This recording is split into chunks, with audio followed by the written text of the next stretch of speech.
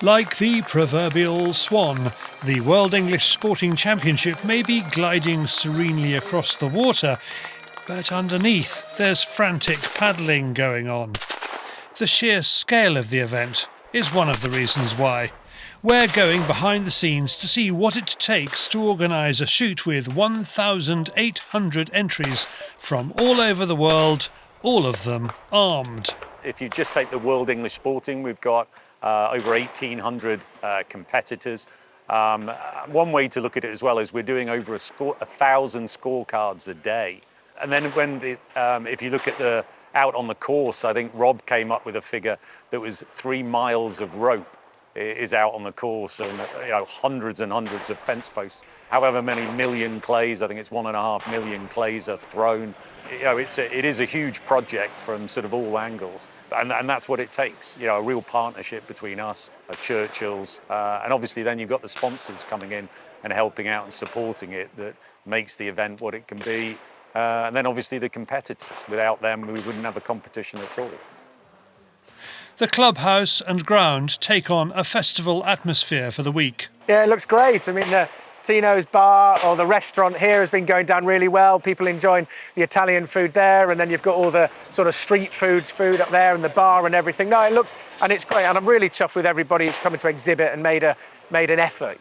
That's all very well, but shooters haven't come all this way to sample the food. It's all about the 2 100-bird championship courses, and the man behind those is course setter Steve Lovett. It all started, back in February. Rob said, "Come and help me with the worlds, it'll be fun," he said.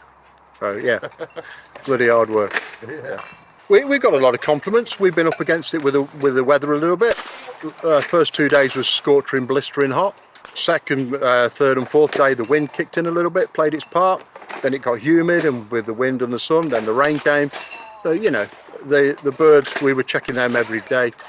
They flew as true as we could get them to fly in the weather conditions. I've got a brilliant team working with me. They're busy at it now, yeah. The boys and girls at Churchill's are phenomenal. They've really welcomed me in here. It's really good.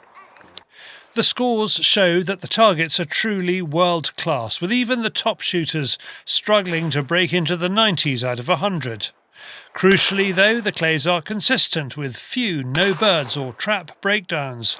That's a relief for Josh Foote, the CPSA's head referee. Yeah, there's nothing worse than having traps that throw no birds, because it just lengthens everybody's day. The first couple of days always bed in, and then we're running really smoothly at the moment. The traps are working really well. The clays are fine. A few little issues, but that happens everywhere. But nothing, we haven't had any major problems. So the traps have been really good and the clays have been good, which makes our day a lot easier.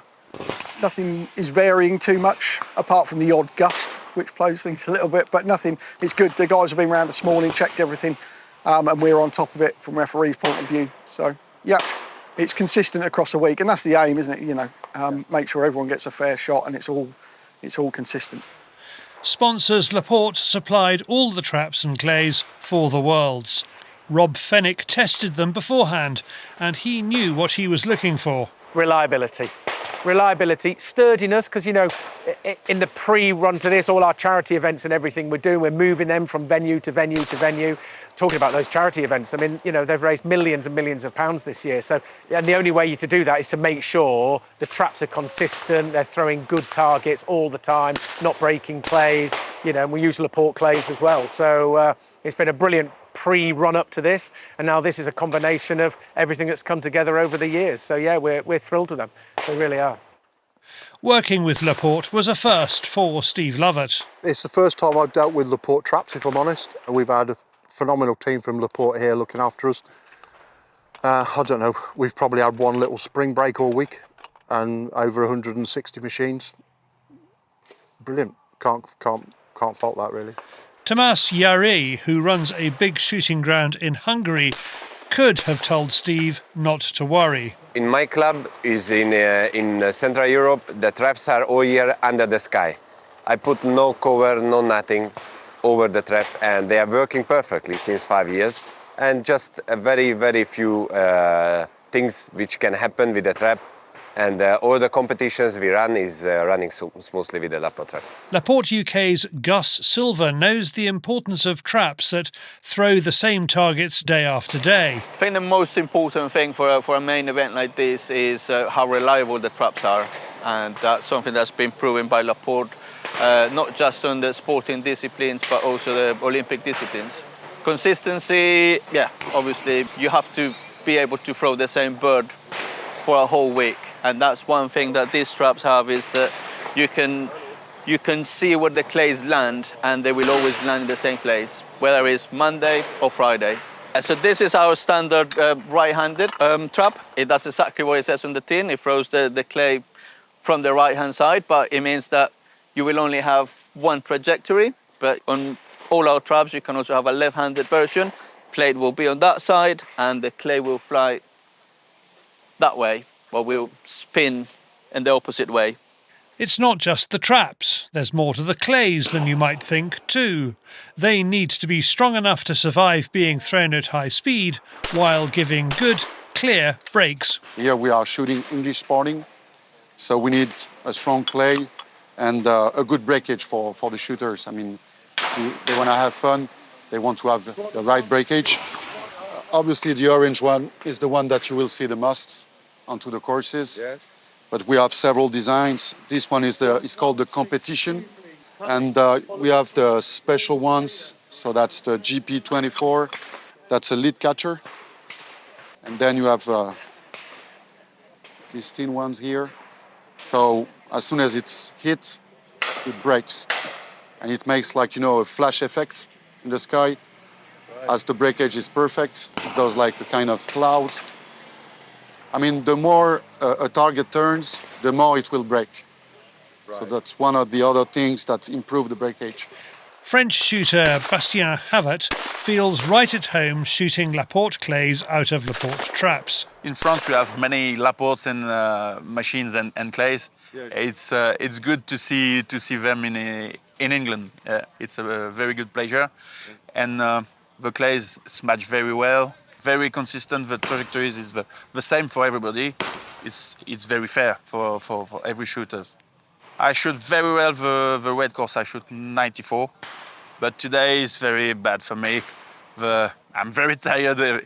We don't have the usual many competitions in the small time, and the tired and the rain take my mind, and it's difficult for me. 82 today on the blue course, but I'm very happy for this event. We have no expectation.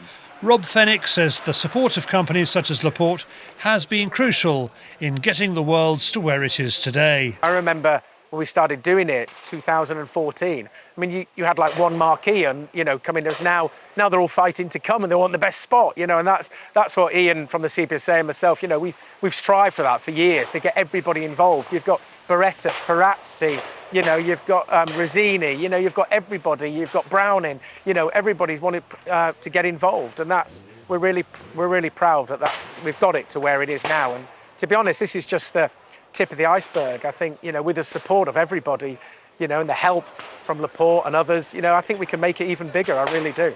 Yeah, and it's good for our sport, isn't it? And, our sport has always been sort of looked at and scrutinised by many other areas. And, and if you come here and you look at this, you think, wow, what an event and what an industry. And that's what we're all striving for, really, is to keep our industry thriving and doing well.